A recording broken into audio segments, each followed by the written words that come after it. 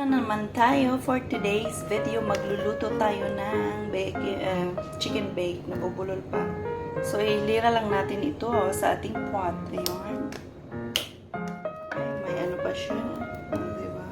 So, ayan, bubuhos lang natin yun. Ganyan. Diba? Ganyan lang siya.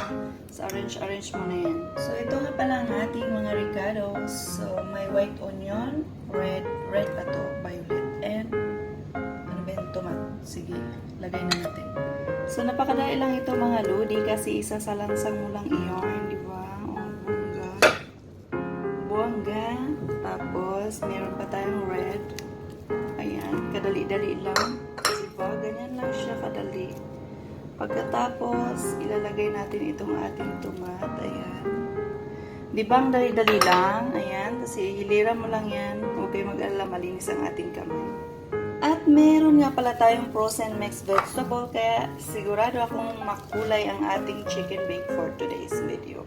Lalagay lang natin yan ng ganun-ganon. Meron kasi siyang green peas, kaya naisipan kong haluan. O, di ba bongga? O, ganyan lang siya. Lalagay mo lang yan ng ganyan. Ang gusto ko lang kasi colorful, o, bongga. Pagkatapos nating ilagay lahat yan dyan, ay wala na tayong ibang gagawin kundi lagyan natin ng mga seasoning tapos bago natin ili ang ating chicken. So maglalagay na tayo ng konting salt dito sa itaas ng ating mga gulay. Tapos pepper powder, yan. Kasi meron akong ginawang red paste, guys. Ilalagay natin dito para bongga ang sarap. Mamaya makikita nyo na. So, nag-gigisa pala tayo ng red paste. Ayan. Niluluto ko lang ang tomato paste. Ayan. Kapag na pulang-pula na siya, ayan, pwede na yan. Lalagyan lang natin yan ng tom yum paste. Alam mo tong tom yum paste, ayan, yung laman ng laman ng isda or shrimp. Napakasarap niyan. Tapos haluin lang natin yan hanggang mag-separate ang kanyang kulay.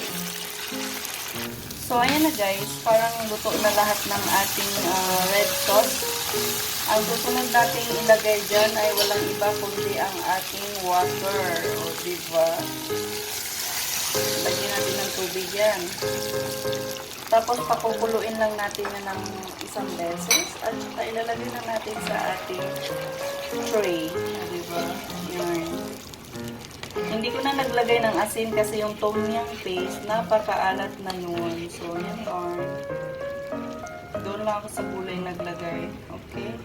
So, ayan guys, yung ating buong manok ay ginugulat ko lamang sa sauce bago natin yan ilagay doon. Kailangan nyo ng, hindi naman yung overcook. Yung tama lang. Ayan. Tagalin muna natin dahil umaapaw na. So, ayan na guys, binaligtad natin, just colordes. Konting lang yan, luto-luto, tapos i-uube natin iyon, di ba? Para lang manunot ang lasa sa ating manok. So, ayan na nga guys, inihilira ko na ang aking chicken. So, ilalagay na natin ang ating red sauce. Ibubuhos lang natin yan. Ibubuhos lang natin yun. Diba? Join. Sarap. Diba? O, ganyan lang yan kadali. So, pwede na natin balutin tapos i-oven yun. So, lutuin lang natin yan ng 1 hour. Okay? So, ayan na guys ang ating manok. Ilagay lang natin yan sa taas para mag-golden brown talaga siya. Alright. So, ito na guys ang ating final works for today's video. Yan na yung ating manok. Pwede nang kainin. Ang ganda. Diyos ko Lord. Sarap diba? So, thank you sa inyong panunod. See you for my next video. Yun lang. Dito lang tayo. Babosh. Sabi ko pa naman live. Diyos ko Lord. So, ayan na guys. Ito na yung final nating luto ng ating chicken. So, sarap nito. Matatakam ka. So, thank you for watching. See you for my next video.